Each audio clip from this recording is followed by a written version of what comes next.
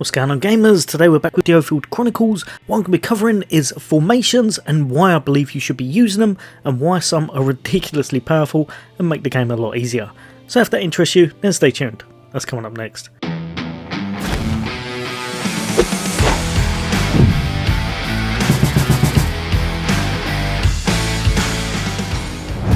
Welcome back everybody. Today we're back with a little bit more Diofield Chronicles. I'm going to be going over the formations that your classes get and why I think they're very powerful in game.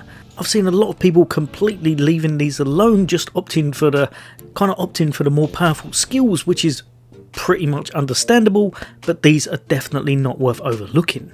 So just quickly, in case anyone doesn't actually know what the formations are, when you go to your skills and you go to your skill tree just here, you're going to have all the different classes down the bottom here that your characters come under.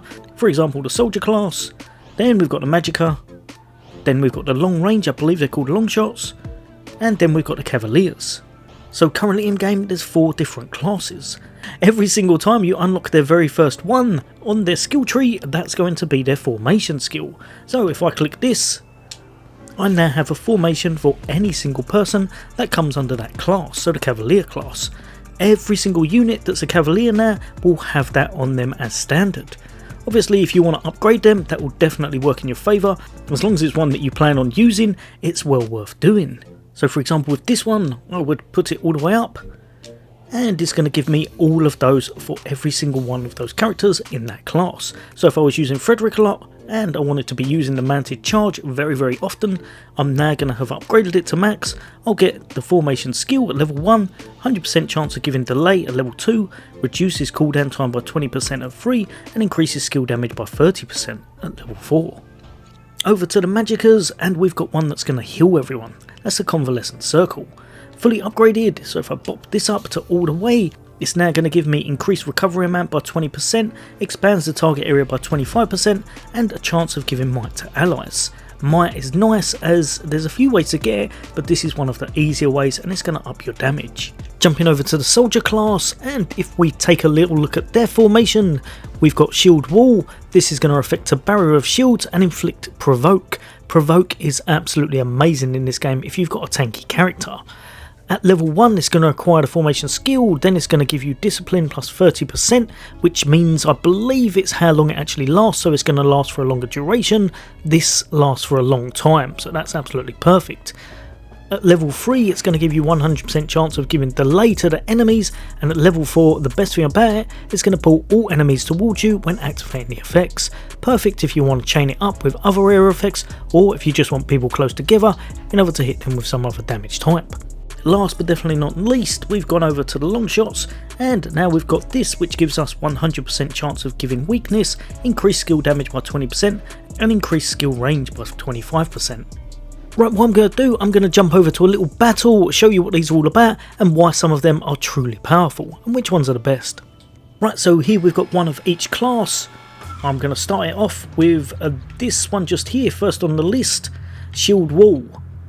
I would 100% say this is probably, I can't call it the most powerful, it's the best move in the game for just absolutely making sure that nothing ever beats you. You will win every single battle with this, and I'd say it's one of the strongest things you can get. The reason for that is because, so we're going to move her in, now we're going to shield wall. Remember it's got that pull effect as well, so everything in that massive AoE, depending on what we've got, will now be chucked straight to it. Also, they're going to be provoked, meaning they're going to focus on her. So, now every single one gets popped back to her. Every other one of my units can do whatever they want. They can go for a cup of tea, they can have a picnic, or they can take every single one of them out from behind with an ambush. So as you see here, she's taking minimal to hardly any damage. Spec that properly yet. I'm going to up the speed a little bit because that's really slow. But even without using my skills, you can quite easily take over everything. Whenever you need to, you're just going to bop it straight back on. And again, holding complete aggro.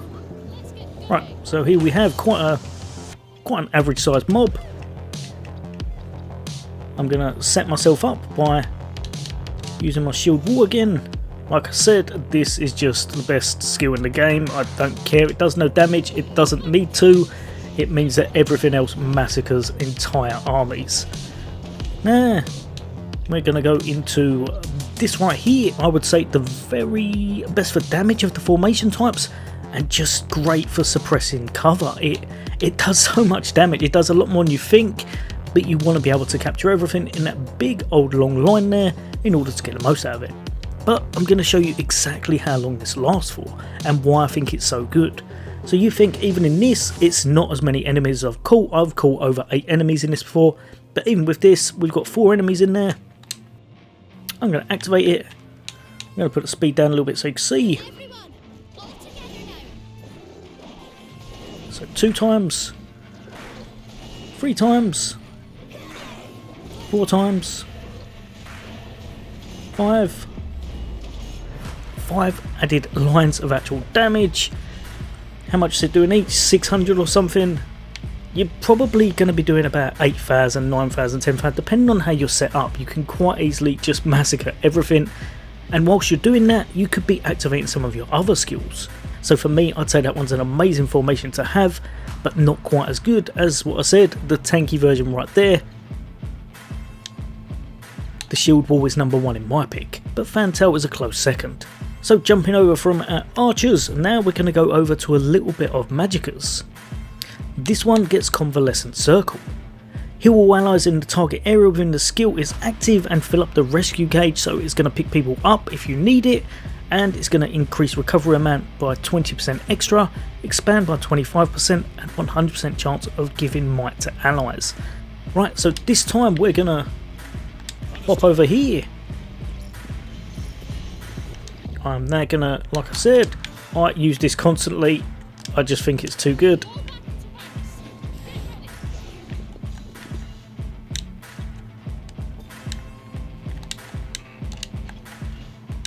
That's all them aggroed. I'm going to pop over here. Now we're going to use Convalescent Circle. Obviously we don't need to use it so much at the moment, we haven't got much going on. Is it even going to pick up her?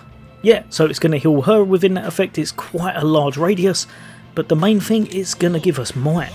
Might's quite hard to get hold of in this game, so being able to generate it this way is definitely worth knowing. And again, we're going to bop on Fantail formation. 1, 2, 3, 4, 5, and they've fallen over. So yeah, I'm so glad there's more enemies as we've got one more to go over. Right, so finally we're going to go into the Cavaliers version, and theirs is Manted Charge. Deal damage to enemies in the target area and knock them back. 100% chance of giving the delay, reduces the cooldown time by 20% and increases the damage by 30%. We're going to use Manted Charge here in this situation. It's got quite a nice line effect, as you can see. It's quite big, but here's the problem with this one. Most of the time it does something that I don't really want it to do. So it's going to knock all of the enemies all the way back over there. It does a little bit of damage, does a knockback, obviously it does the added effects.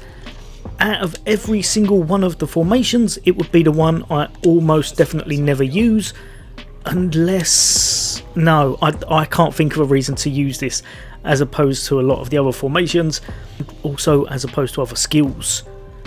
I think this is the weakest out of the bunch. If you think differently, let me know in the comments if you use it very often and what you use it for, but ultimately the only reason I could see myself using this would probably be if I wanted to keep things at range, so maybe just had a full archer team, or if I was trying to lure them into some kind of a setup with traps and such. It can work quite well, so if I'd put traps behind and then knocked them into it, that could be quite a cool thing to do, but I'd say probably it's one of the least useful out of all of the formations currently.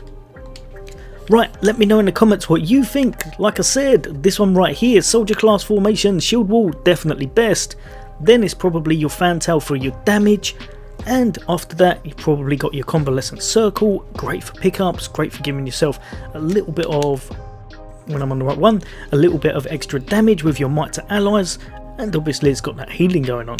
Last, and I would say definitely least, is going to be your mounted charge. This is just, I don't think it's very good.